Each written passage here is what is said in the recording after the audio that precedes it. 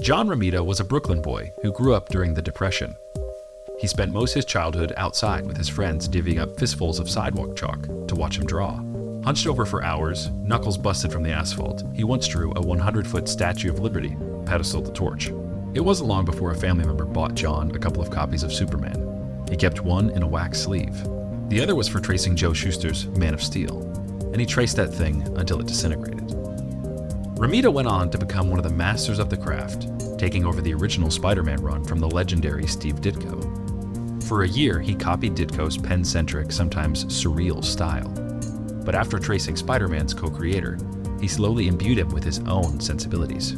For Peter Parker's college years, Romita gave him a romance comic beefiness and surrounded him with some of the best-drawn women in the industry: Gwen Stacy, Betty Brant, and his own creation, Mary Jane Watson. Within a year of taking the job, John Romita's Amazing Spider-Man was Marvel's bestseller and solidified the character as the icon he is today. Mastering any craft takes time and repetition, and as Romita's life illustrates, it takes tracing the work of those who've gone before you. By doing so, you can follow their logic, extracting wisdom from their decisions. This is true in every aspect of filmmaking, including idea generation. Which leads us to this. What types of stories are Christian filmmakers entitled to tell? And who can we trace?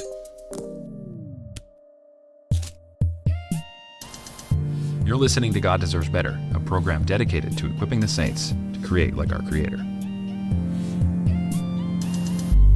And welcome back to another episode of God Deserves Better. I'm your host, Zach Lovelace. And I'm your host, Jonathan Laura. We are Christian filmmakers who don't believe in the Christian genre, and we're looking to tell excellent stories excellently. That's right. And today we're actually trying something new here. We've got a guest with us. He's an old coworker and a fellow Christian and a fellow filmmaker, Tommy Antonucci. Welcome to the show. Hello, I'm happy to be here. Yeah, we're doing a little bit of a cobbled setup here, but it's worth it. God deserves better than this setup, by the way.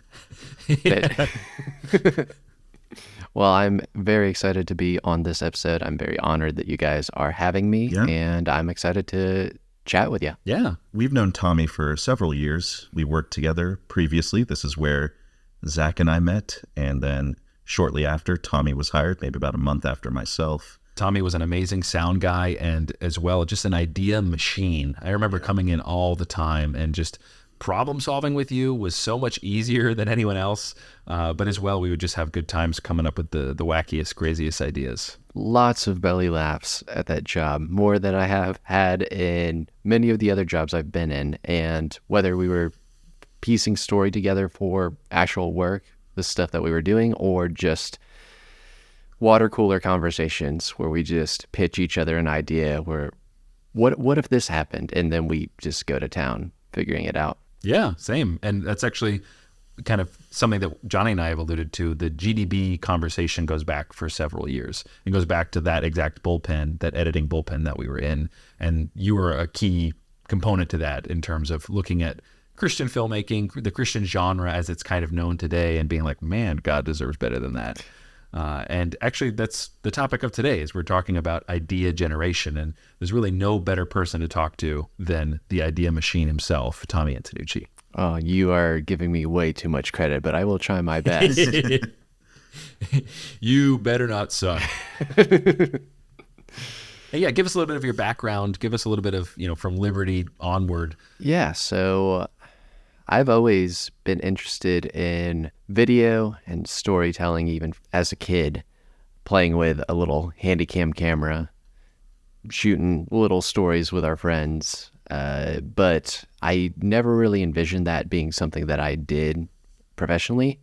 I went to Liberty University, and I went there thinking I would study biblical studies and be a pastor because I wanted to go into ministry to some sort, and that's young me thought that just meant be a pastor. That's the only way to go into ministry, right? Or be involved in any type of ministry.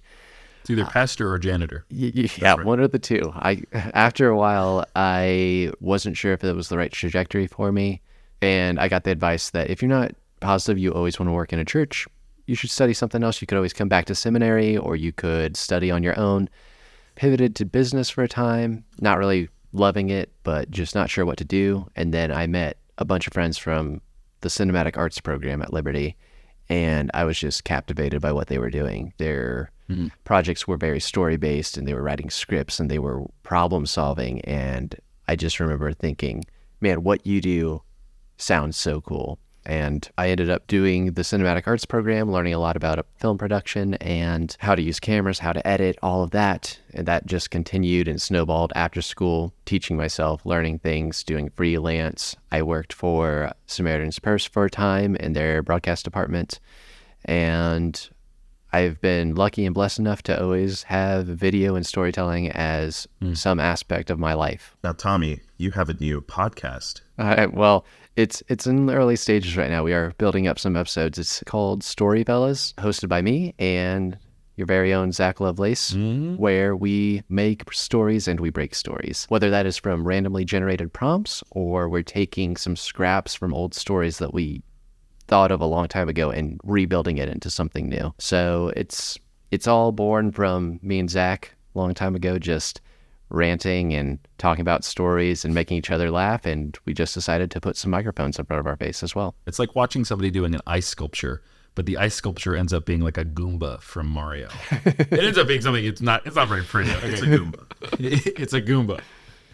There's no guarantees that it's going to be pretty, but the thing that I imagine it as half entertainment and half education. Someone who's interested in this, who's interested in storytelling, can see what we're doing. Even if the story isn't perfect, we only have an hour to create it, but they can see what we're doing to make things grounded, to make things believable, to make things... By watching two masters work.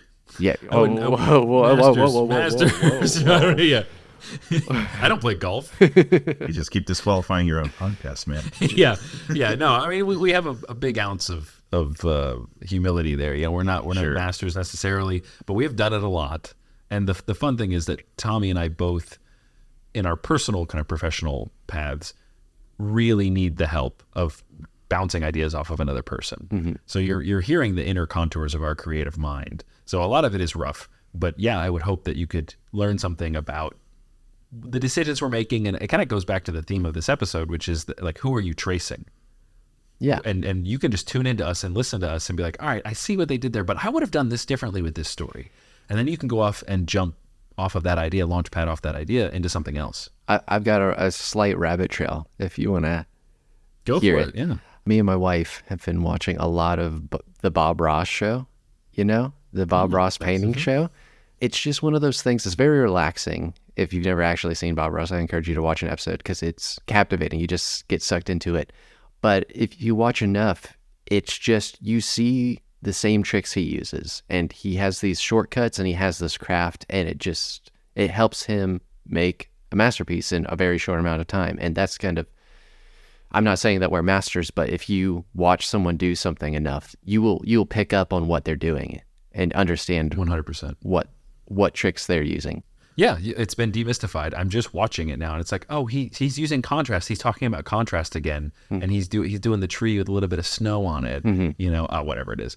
The wet on wet technique. Yeah, Yeah. See, Johnny's seen it. Johnny knows way more about painting. I used to watch Bob Ross a lot. He's Mormon, Johnny. I really look up to him. Yeah. I was just trying to cut that off at the pass, okay? Before you get your flattery out.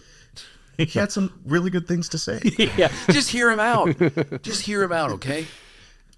We're excited for StoryFellas, and you'll be able to find a lot about StoryFellas in the description of this podcast as well. So this episode kind of functions as a quasi episode of StoryFellas. So if you enjoy what you're listening to here, you'll probably enjoy that as well. So as we stated in the cold open, we here today are going to give you something to trace.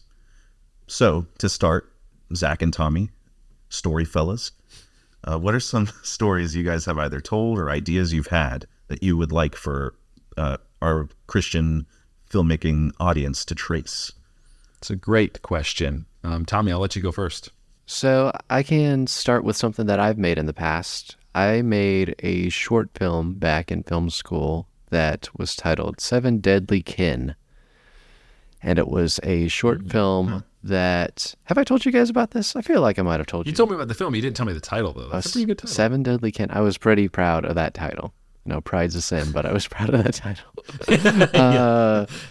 But the whole gist of it is the 7 deadly sins embodied, and once a year they get together for a family reunion. They come around this reunion to find that envy no longer wants to be a sin and wants something better for herself, wants to become human. But all that being said, you probably hear that and you say, where's the gospel? Where's Jesus in this? Where is the gospel in that? And this is coming back to what you guys are all about, that it doesn't have to be pure. As long as we're speaking truth, what I wanted the core of this little film to be is that for anybody who feels like they're stuck in a situation or stuck feeling a certain way, that there's liberation, there can be freedom, there can be a change for them.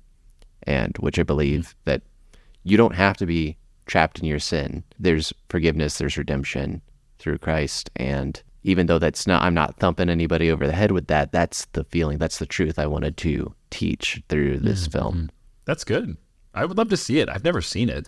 It feels kind of like a college film. I had to cut a lot from it when I made it. It was, I think, originally a 20-page script, and due to time constraints, I had to cut it down to 12 pages. And it's funny because people who have seen it... Is there a director's cut? No, I didn't. I wasn't able to film the stuff I needed. So, but it's funny because people would come up to me and they're like, I really liked it.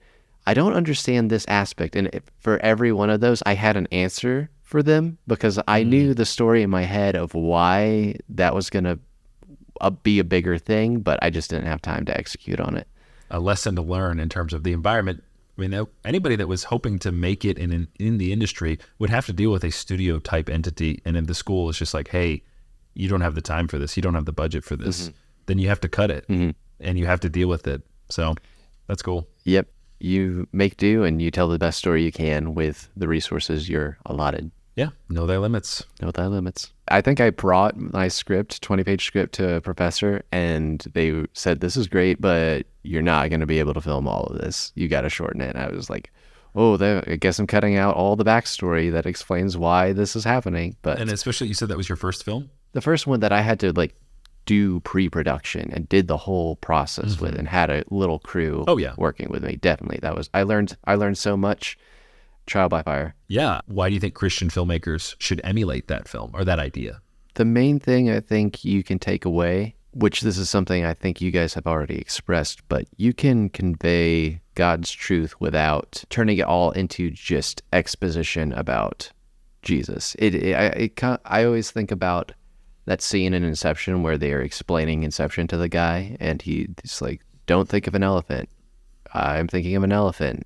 He's like, but you know that's not your idea. I think storytelling is like real life Inception.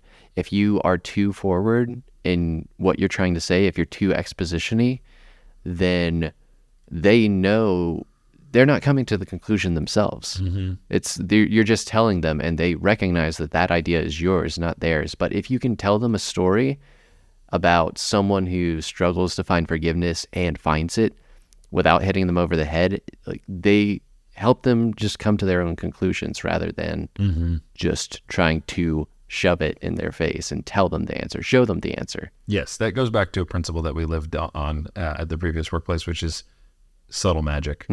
Subtlety is rewarding.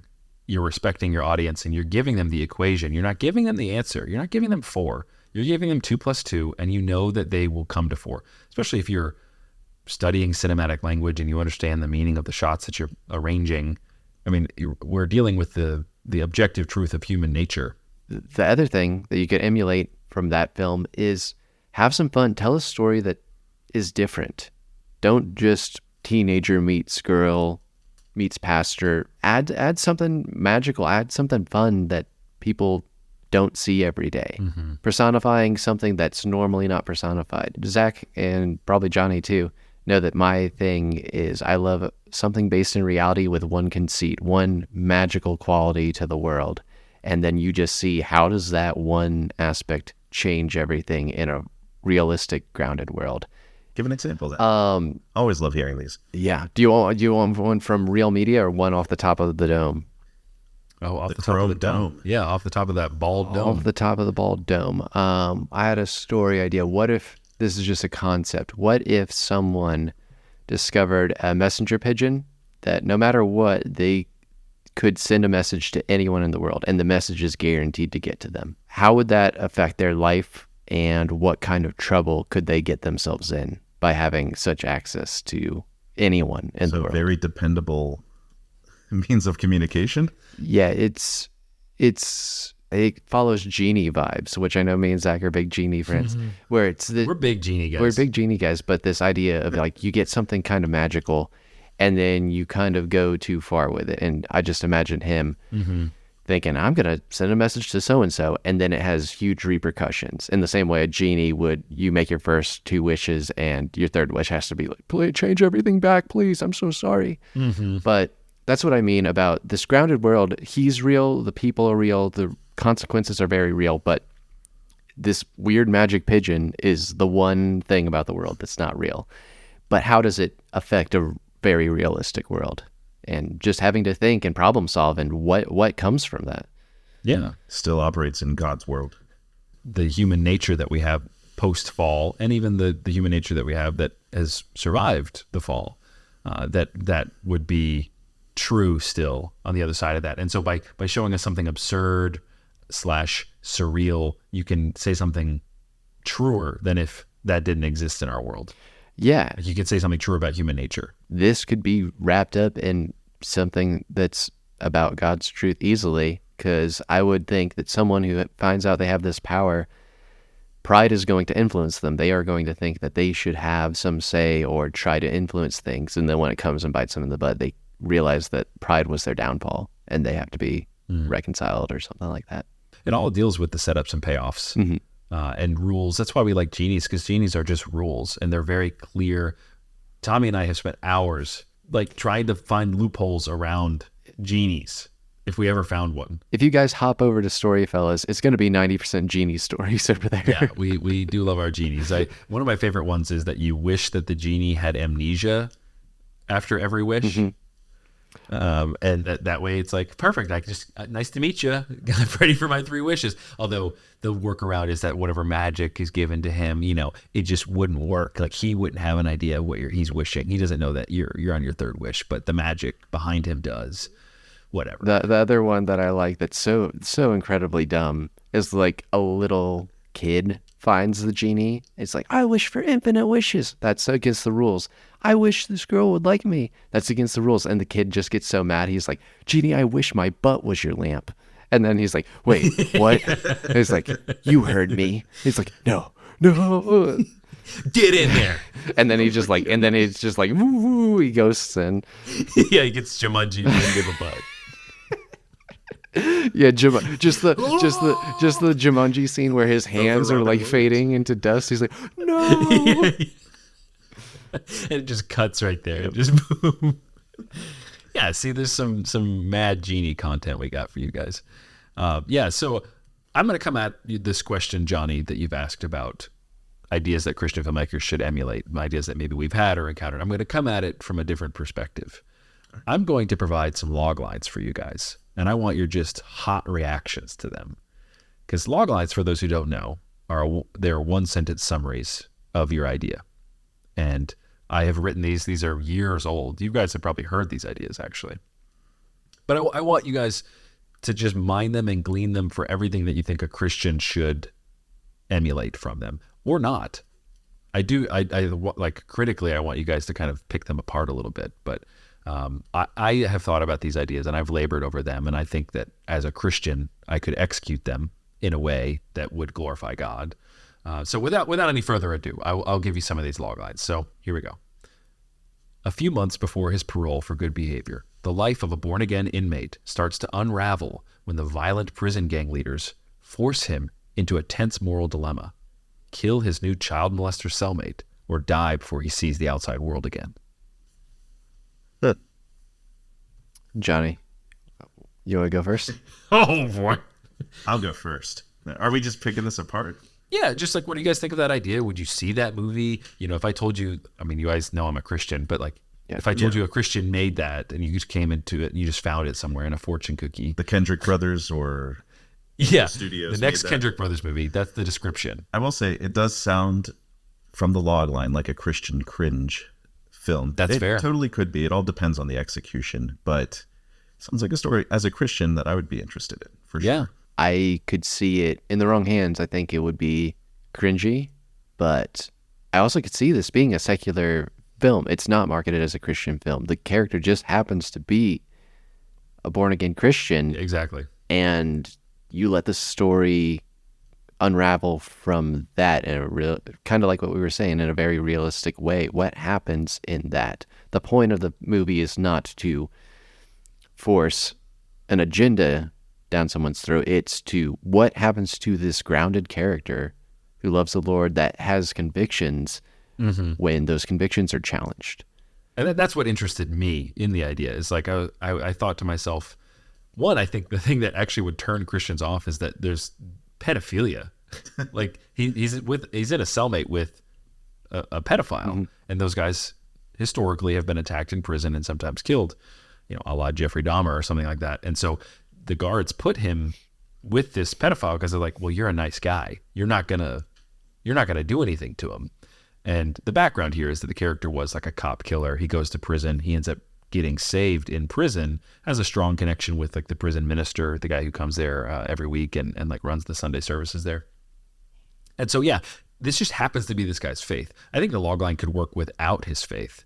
Although, I think for most people, that's the conceit. Qualifier. That's the big qualifier, is that that's what's on the line. Like you said, his convictions does he hold? Does he stay true to them? I actually pitched this to a Hollywood type guy years ago. He wanted me to write a prison movie, and that's where the idea came from. I like really sat around and was like, well, what kind of prison movie am I interested in? An escape. Like you're talking about criminals. You're talking about people I'm supposed to identify with them. Okay, we all are all criminals, especially in God's eyes. We're all fallen and need redemption.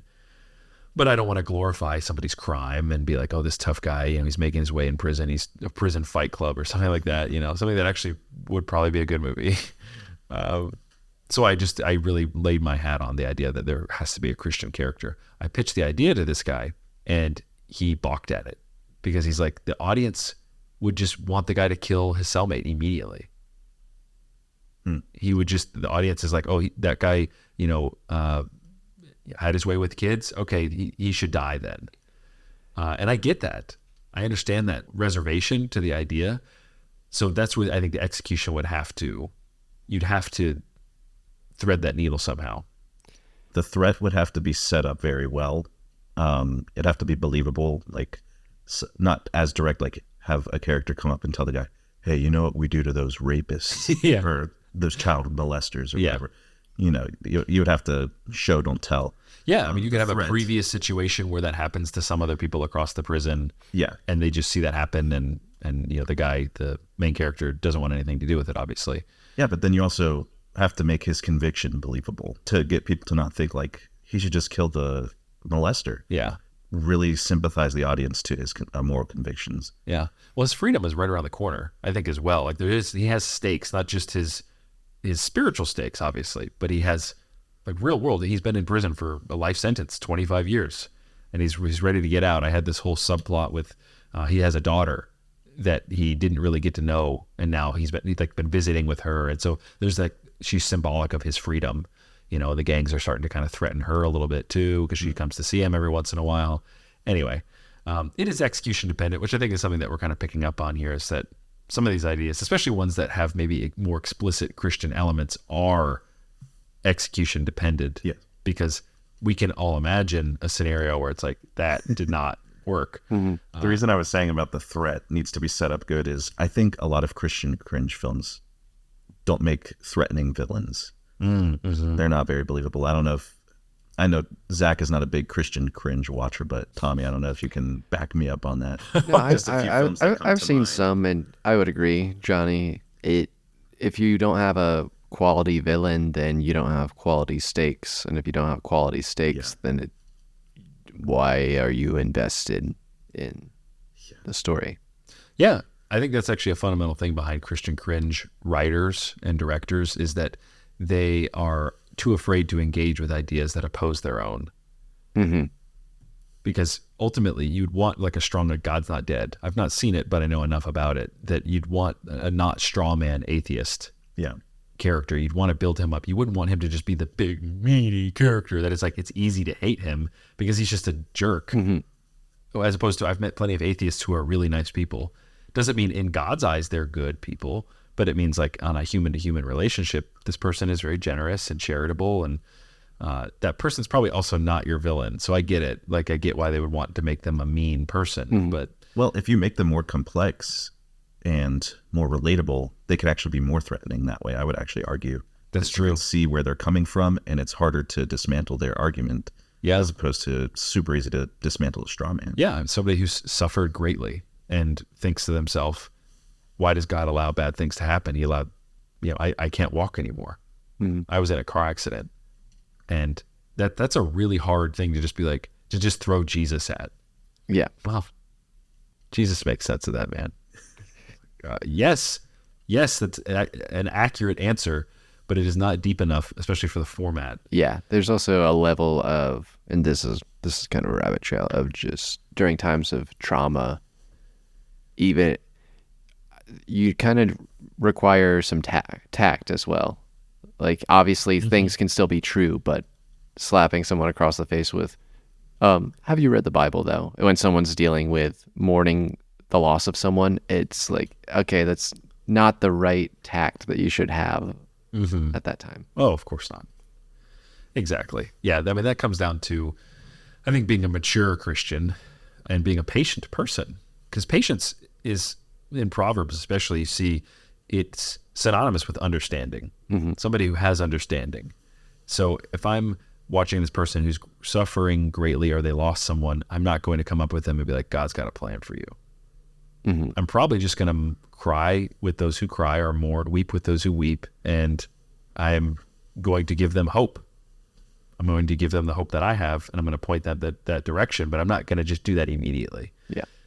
Anyway, subtle magic is very hard to incorporate, especially when you're dealing with such propositional truth as Christianity offers. Obviously, every worldview has it, but we have scripture, and I think that's a hallmark of Christian cringe, is like explicitly using scripture as like plot points.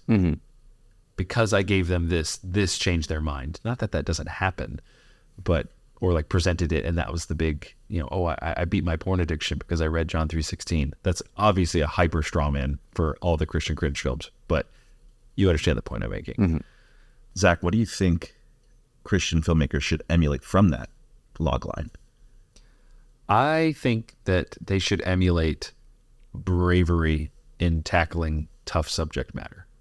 Kind of going off of what we were just saying about the Christian cringe folks having weak antagonists.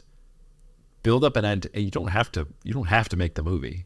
Like while you're writing it, like if you write an antagonist that scares you, like as you're writing it, then don't write it. But I trust the Lord, and I trust the word, and my wise counsel around me, that if I'm writing an antagonist, it's going to be that much better if I can write a character that can beat that. If I can have a guy who comes up against that exact scenario of being in prison, and I show you this as a dilemma, and I can show you how the Christian faith can really help this guy get through this, then we've done something amazing, because I'm dealing with an explicitly Christian character at that point. But even if he's not an explicitly Christian character, he's just a guy who has a moral compass, in prison, and he's like, I don't want to kill somebody. Like, no, he's a lifer for whatever thing. And you could just play lightly with the Christian ideas, that he's talking to the minister that comes on Sundays, and he's, again, really wrestling with this. Somebody pre-conversion, so to speak. I think that's an interesting thing, like really understanding character and understanding, okay, where I'm going to take this guy in the end. He might start out as a gangbanger, cop killer dude in the log line, but then I might get him to be a Christian at the end. Like, I don't think that's an unbelievable thing, especially if I take him through the ringer. I haven't written this movie, so I can't tell you like how exactly I've done it or anything, or that I would do it better than anyone else. I don't think so. But when you are coming up with ideas, really don't be afraid of the contrast. To go back to our Bob Ross, to go back, to have shadow. Do not be afraid to have shadow. That is the fartist in me. That I like the question side. I like the dark, the sin nature, exploring those types of things. But on that same note, don't be afraid to shine a light in there. Don't be afraid to explicitly say some things at that point. Don't be afraid of prison.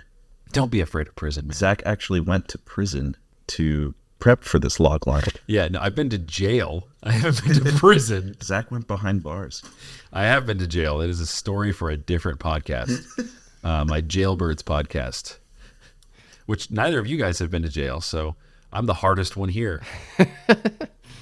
But yeah, I'll give you guys one more log line to kind of give it. I'll give you guys one more log line because that one had an explicit Christian element in it. I want to give one to you guys now that's just more subtle than that. A group of overweight men must survive a remote and controversial weight loss camp as its super fit counselors and their methods slowly veer into madness. This makes me think of an adult's Heavyweights a little bit. Yeah, that's actually, I love the film Heavyweights. And it would be a spiritual successor to this. And if I could get Ben Stiller to be in it, that would be the best of all scenarios.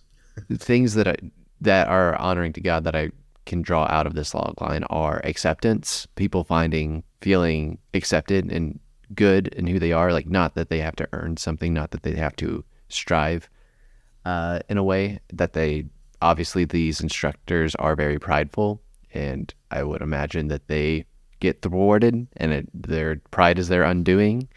There's a lot of stuff to explore in that idea while also having some fun. I love Heavyweights, so it really is a Heavyweights logline. It's an update to that with a 21st century kind of with spin. adults or with kids? With adults. That's the difference, is that these are like consenting adults. Mm-hmm. They're back.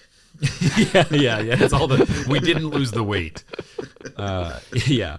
And if you haven't seen Heavyweights, I highly recommend it. I think it's one of the best comedies of all time. You know, a politically correct world where you could have fat kid actors and make fun of them for being fat. I don't think that could be made nowadays. But the opening scene is all of these big fat guys of varying ages show up to this parking lot in like the middle of suburbia, like a Winn-Dixie parking lot with this kind of charter bus. And they all get on one by one. And you learn a little bit about them as they get on. Like they're saying goodbye to certain family members and stuff. And you know who they care about. And as they get on, they're given a name tag that the company that runs this thing, they do deep dive research on you. And they find out your childhood nickname. And that's the name that you go by. You have to earn your name back. Just diving a little bit deeper into the psychology, the psychological attacks, like from the beginning. That's where it's different from Heavyweights. Heavyweights is like funny up front. I don't know. I guess this can be funny up front too. Funny with a heart behind it, you know? A big heart. A big heart. A tired heart. with a clogged heart. For sure. But no, something that you guys said that it reminded me of this Billy Wilder quote. So Billy Wilder is one of my favorite screenwriters and directors. He did The Apartment. He did Double Indemnity. He did Irma La Duce, The Fortune Cookie. He's known for being able to make, he did Stalag 17. He's known for being able to make really, really dark movies and really, really funny movies. But this quote that he has is, if you're going to tell people the truth, be funny or they'll kill you. You're going to have to send me that quote because I like that quote a lot. I think that's one of the most profound things I've ever heard, especially when talking in a Christian context for Christian filmmakers. Because if you're going to tell people the truth, make them laugh. It lowers the defense of the mind. Kind of what you were saying about the Inception thing, Tommy. It makes a lot of sense. And I see it, you say it, and I immediately click in my head multiple things that I can think of that one is just old school comic strips that were satirical over various political parties and things wrong with the world. It's guising truth in humor. Mm-hmm. And I see comedians do that too, especially some of the more deep, profound comedians, Mike Birbiglia and stuff. They have these kind of heavy truth claims and this heaviness, but then they infuse it with humor to make it more digestible. But it's funny because it's true. Yeah. When it comes to emulation with this adult fat camp movie idea, I think it's kind of similar to the previous idea I had. Like, don't be afraid to go there, as long as you can stick the landing on the other side of it. Again, this is just a log line. I've not written this movie. I didn't have to stick the landing. But if you're just talking about idea generation, those types of ideas get me going, where it's like, oh, that sounds like it's really got to pay off in the end. It's dealing with some pretty heavy, no pun intended, subject matter. And you better be able to stick the landing on the other side of it. So, yeah. Transitioning from that, what stories do you guys think Christian filmmakers should avoid telling? The first thing that comes to mind for me is hopelessness. I don't like a movie that ends in complete darkness where there is no hope, there is no out. It leaves me feeling kind of gross. I need a bath. Yeah, it's like you need a bath. You walk out of the theater just depressed. And I think a lot of people tell these stories, one, to be edgy, or maybe they're hurting on a personal level and they kind of are expelling the darkness into this thing. But worshiping a God of hope and peace and reconciliation, the story ends with that, with redemption and reconciliation. And all of our stories are kind of reflections of the grander story. Mm-hmm. I would just discourage trying to make something super hopeless, like, oh, the entire family died and they died. I've seen movies like this, and I leave the theater and I'm just, what's the lesson to be learned? What movies what do am you I watch, Tommy? That's disgusting. Do you want to hear I one can't movie? think of any off the top of my head. No, I have a movie off the top of my head. I've got one off the top of my head that I hated. Cars 2. Cars 2 was so hopeless. It was nihilistic. It's very nihilistic.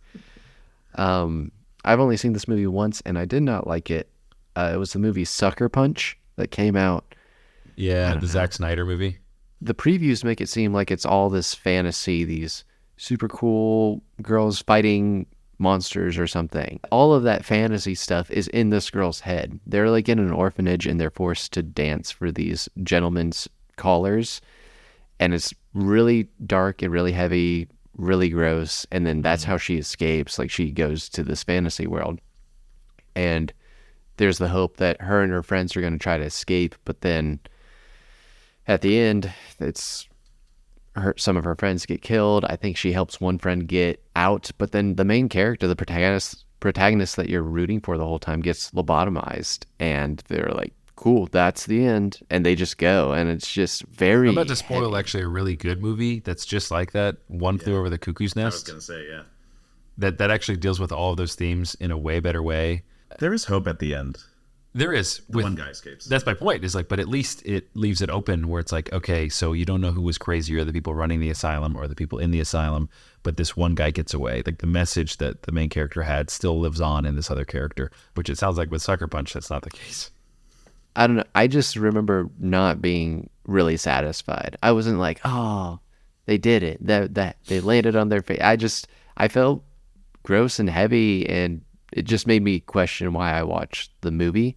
I'm sorry if Sucker Punch is your favorite movie, but I just did not care for it when I watched it. No, yeah. The movie that came to my mind that made me feel gross was called The Killing of a Sacred Deer by Yorgos Lanthimos, who is a Greek filmmaker by the sound of his last name anyway. And it's compelling. There are compelling aspects to it, but it's just very stilted and weird, and you just get this inhuman perspective, the way they deliver their dialogue. It's a very specific, it's supposed to be funny, I think, and there are parts of it that, again, I think are interesting, but the idea is it's a retelling of a Greek myth where this man's family is cursed by a witch and he has to kill one of them. Of his 2 children, he has to kill one of them or they both will die. And he's a surgeon, and he ends up like basically killing this woman on the table. That woman's son then curses him and tells him that one of his children will die. His children then become ill with an illness that cannot be diagnosed or treated in any way. And so he ends up just in his living room with a shotgun, spinning in a circle with his family around him, and then just shoots his son at the end. The end. That's the end? That's the end. You're just like, okay. Sucks to be you. I think hopelessness is exactly right, Tommy. That you Christians, when you're coming up with ideas, if it just sounds nihilistic and hopeless, and you can't weaponize that worldview in some way, because there's something to be said about making fun of that worldview. Again, going back to the comedy thing, or even doing it on purpose, where the film ends in kind of a nihilistic way, but it's almost like No Country for Old Men, where the killer gets away, but then he gets smashed with the car at the end, and you get this idea that like fate is not on his side. At least that's my interpretation of it. It's very fartistic. Yes, it's very fartistic. Yeah. Hopefully that helps you, listeners. hearing ideas that we have had, that we've explored, and that things that we would avoid, I wanted to ask Tommy and Johnny, who are some filmmakers that you guys trace, that you guys look at and you follow and you're like, I want to make things like that guy? One of my favorite directors is Edgar Wright.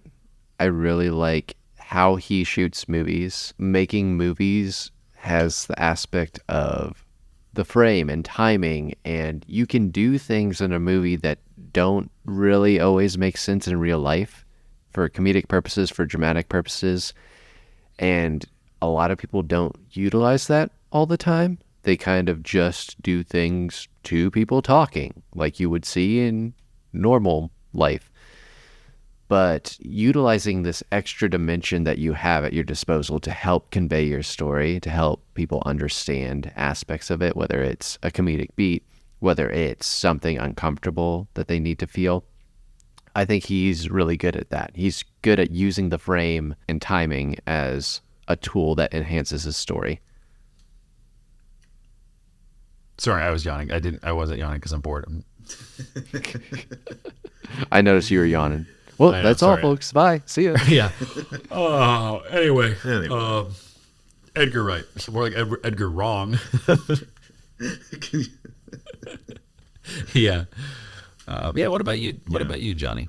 I wanted Tommy to go first because I had a different answer, I guess. So I would say my passions are more in motion graphics, storytelling. So I actually go after a lot of motion graphics artists. My favorite would be Ordinary Folk. They're a studio that they've done stuff for Ligonier Ministries and renowned not just on the Christian level, but they're masters of their craft. They do not stand before obscure men. I also like Ben Marriott as well. He's got a YouTube channel. You could look him up. He does some really cool visual storytelling and has a very unique style. Somebody that you try and watch everything they make. And yeah, just with motion graphics, you have certain limits. You're basically creating this world.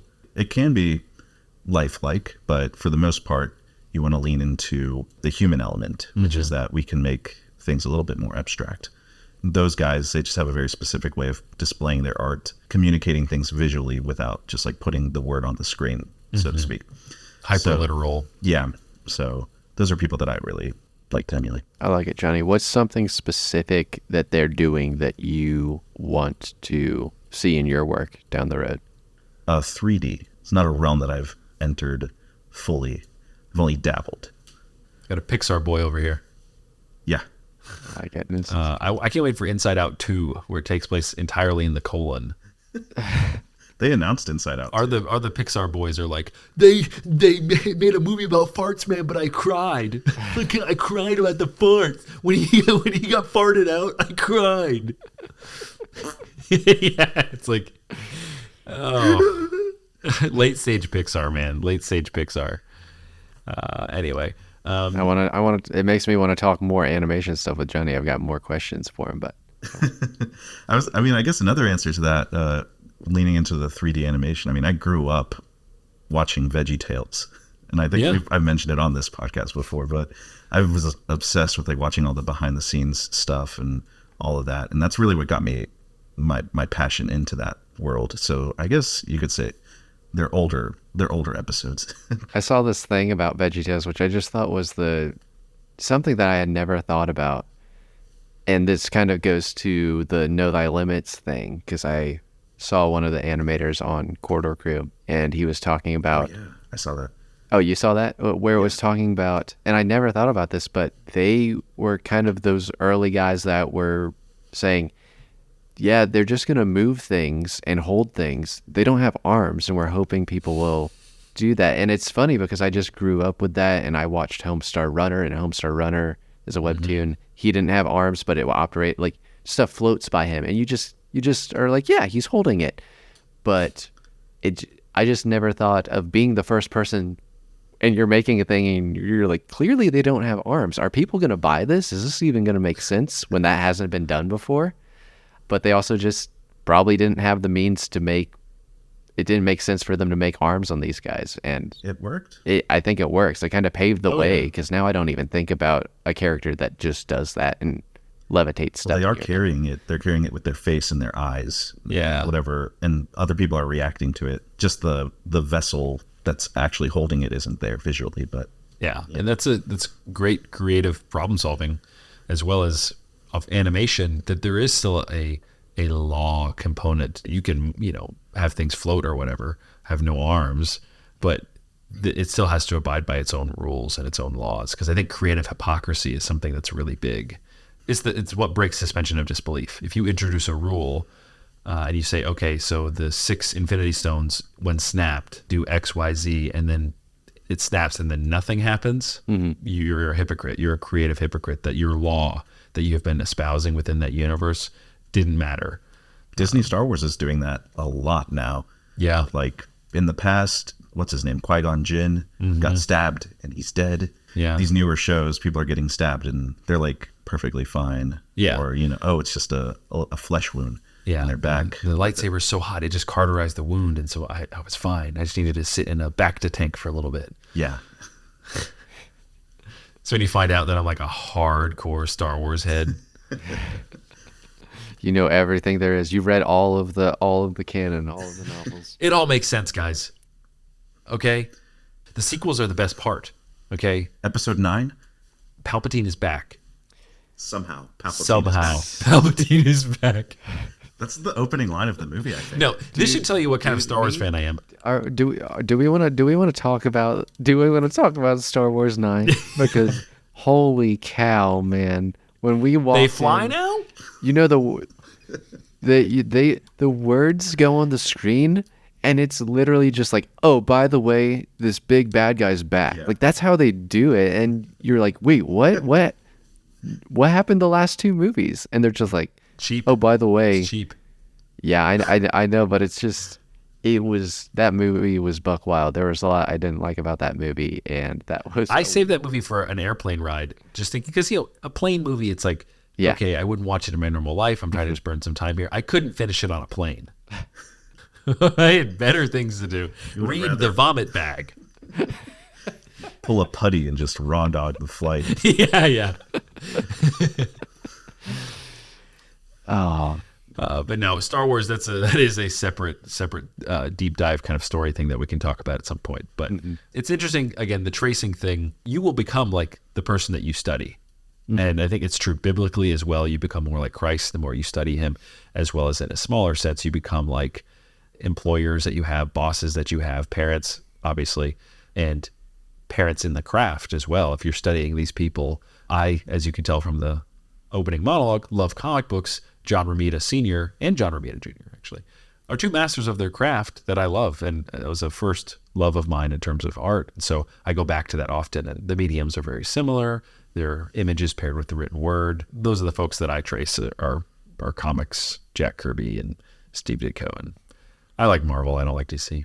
Yeah, I would encourage, find the people you like and either break it down, take notes, or try it. I remember being in film school, taking a scene and going shot for shot and write down what you see. You're like, oh wait, pay attention to the lighting, pay attention to what's in focus, lines, just try to see behind the illusion. Like, what are they doing? What is the craft underneath the image?